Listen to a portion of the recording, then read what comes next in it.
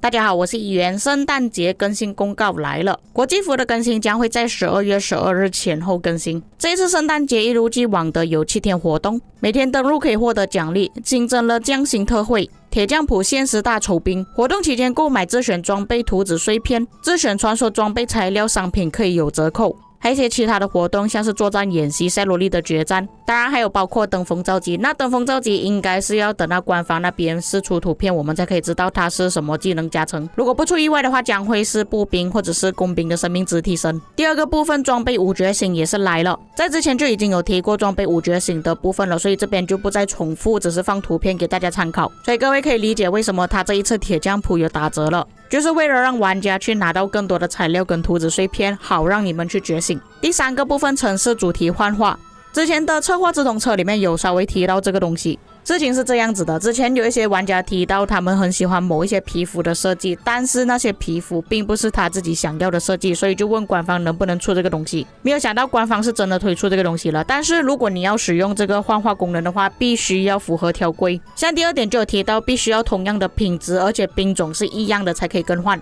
像是紫色皮肤，但是是步兵攻击，然后你要换去紫色皮肤，步兵防御是可以替换的。但是如果你是从紫色换去金色不行，步兵换成骑兵也不行，并且这个幻化功能是你必须要拿到永久皮肤之后才可以幻化，如果你只是拿去天杀是天的试用版是不行的。而且就算你真的要用幻化功能，是必须要通过活动参加才可以获得，并不是说你想要换就能换的。那我觉得这个东西其实换不换都可以啦，只是看哪一些玩家他们想要去换别的皮肤设计而已。我个人其实并不是很在乎。第四点，征服赛季名人堂，这个在周年庆的时候有稍微提过，这个活动将会在 KVK 结算的时候开启。在征服赛季之前的王国必须要占领圣城的王国才可以开启这个活动，在征服赛季之后的王国必须要拥有征服者之证的王国才可以开启。名人堂的入选名单会根据最终圣城占领的情况进行判定，像在尼罗河剧本中，最终占领圣城的军团和初始行省的王国将会获得3个名额，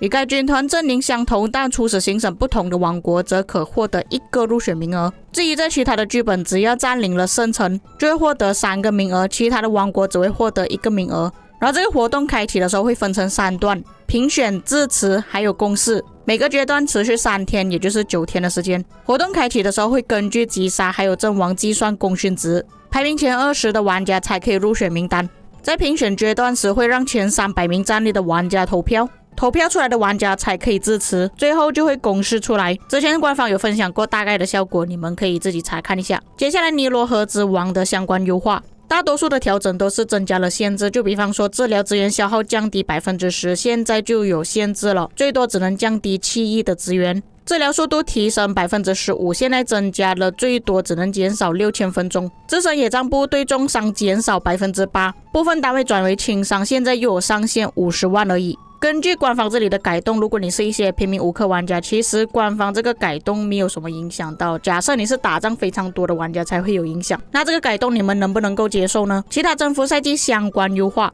新增传说品质工程武器，可以通过炸弹活动、小锤子活动获得碎片。在版本更新之后，赛罗利的危机、黄金之国、伊恩之歌活动都可以获得。具体性的远程武器增加什么数值，要等到更新之后才可以查看。征服赛季流程古卷奖励进行调整，调整了部分奖励。50级的奖励从原本的装备图纸碎片变成传说品质装备部位图纸自选项。第7点，赛罗利的危机增加了新的 BOSS 肆虐净土厄俄斯登场，优化了活动界面，突出显示首领的核心技能。传奇模式中增加了6个全新的首领技能，现在传奇模式如果我没有记错的话，大概是有4个技能，所以官方更新之后增加了6个技能的话，我们就要看不同的技能去应对不同的 BOSS。 以目前来说，我觉得最烦的技能就是打死部队之后就会变成中毒效果，这个技能尤其是打兵女的时候是最烦的，它太多小兵了，你打死一只就中毒，打死一只又放毒，队伍并不是被打死的，而是被毒死的。在更新之后就要看官方出现了什么新的技能，到时候可能要出多一个攻略跟大家解释。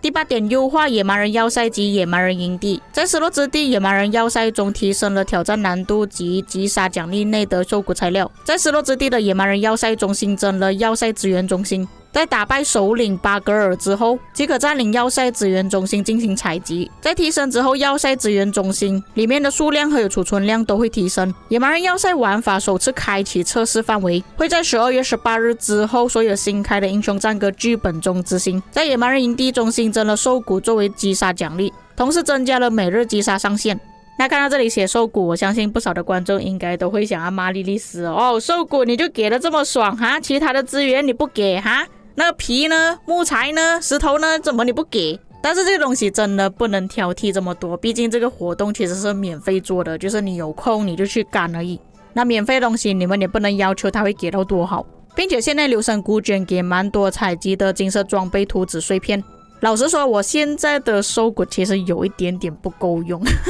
那当然我也不是要妥协啦，如果它可以给其他的材料当然会更好。电脑版优化，在更新之后可以调整滑鼠的游标大小，还可以将游标切换成系统游标的模式了。某个意义上来说，如果你会去调整的话，你可以调整成不同的形状，这个也只是小幅度的更新啦，实际上没有什么作用的。终于来到了最后，其他优化，优化了活动中心侧边栏的展示效果，这里所指的应该是这个东西。优化了获得统帅之后新原则选的显示效果，上面那两个不是很重要。在神庙移民管理页面中增加了本王国移民日志查阅功能，这个更新就有意思了。那之前有贴出好几个版本希望官方把那些玩家的名字改成不同的颜色，或者是在神庙那边增加这个日志，可以让我们去查看有哪些玩家移民进来了。那根据官方这边的写法，严格来讲应该是每一个玩家都可以看到有哪一些人移民进来了。那假设这个更新跟我想的是一样的话，那这个更新其实讲真的还蛮好的，又不会干扰到玩家从我们自己的邮箱里面一直跳通知出来，我们想要看的时候去神庙那边看就行了。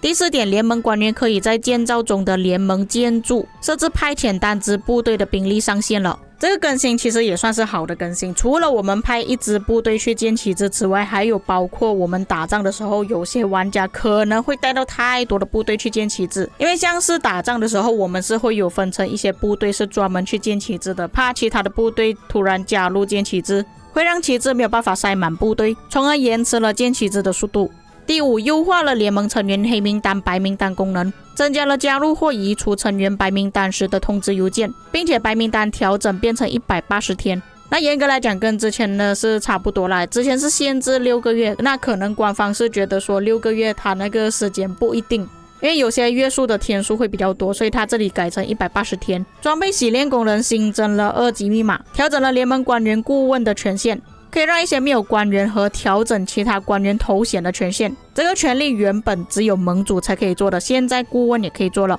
还有联盟成员的黑名单白名单权限也是可以调整。增加了下载内容管理功能，现在可以在设定下载内容页面中查看与下载扩充档案了。最后，保护物资作战演习EN资格活动传奇模式中增加了4个全新的敌人技能。那么以上就是这一次的更新公告内容了。那你们对于这一次的更新有什么看法？可以在评论区给我知道。我们下个影片再见。